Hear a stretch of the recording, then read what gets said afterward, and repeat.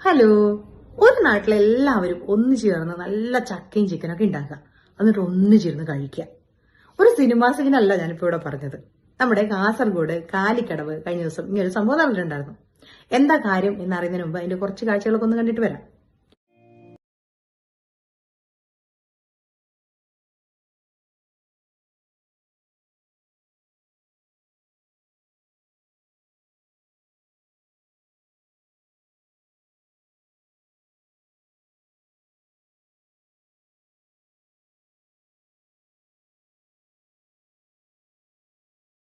ഒരു 10 വർഷം മുന്നേ വരെ നമ്മുടെ നാട്ടും പുറത്തും സാധാരണയായി കണ്ടുവരുന്ന ഈ കാഴ്ചകൾ ഇപ്പോ വളരെ വളരെ വളരെ വളരെ ചുരുക്കമാണ്.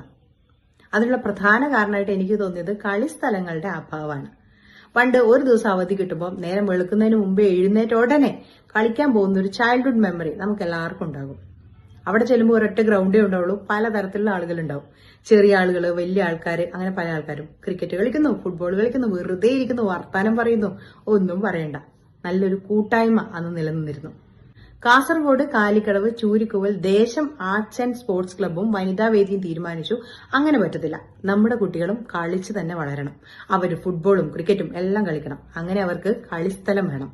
അതിനായിട്ട് 9 ലക്ഷം രൂപ ചെലവിട്ട് അവരൊരു കളിസ്ഥലം വാങ്ങിച്ചു. ഈ പൈസ അവർക്ക് കിട്ടിയത് അവര് ചെറിയ ചെറിയ ചലഞ്ചുകൾ നടത്തി, സമ്മാന കൂപ്പണുകൾ അടിച്ചു, നാട്ടുകാരിൽ നിന്ന് പിരിച്ചു, അങ്ങനെയാണ് ഈ പൈസ ഉണ്ടാക്കിയത്.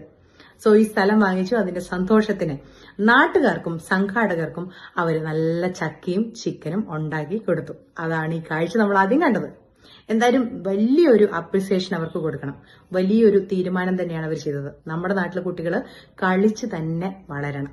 എന്തായാലും ഇത് കണ്ടപ്പോൾ എനിക്ക് പഴയ പല കാര്യങ്ങളും ഓർമ്മ വന്നു. ക്ലബിന്റെ പരിപാടിക്ക് വീട്ടുമുറ്റത്ത് ടാർപ്പായി ഒക്കെ വലിച്ചു കെട്ടി ചോറ് വിളമ്പുന്നതും മാങ്ങ അരിഞ്ഞ് ഉപ്പിലിട്ടതും അച്ചാറുണ്ടാക്കിയതൊക്കെ ഓർമ്മ വന്നു.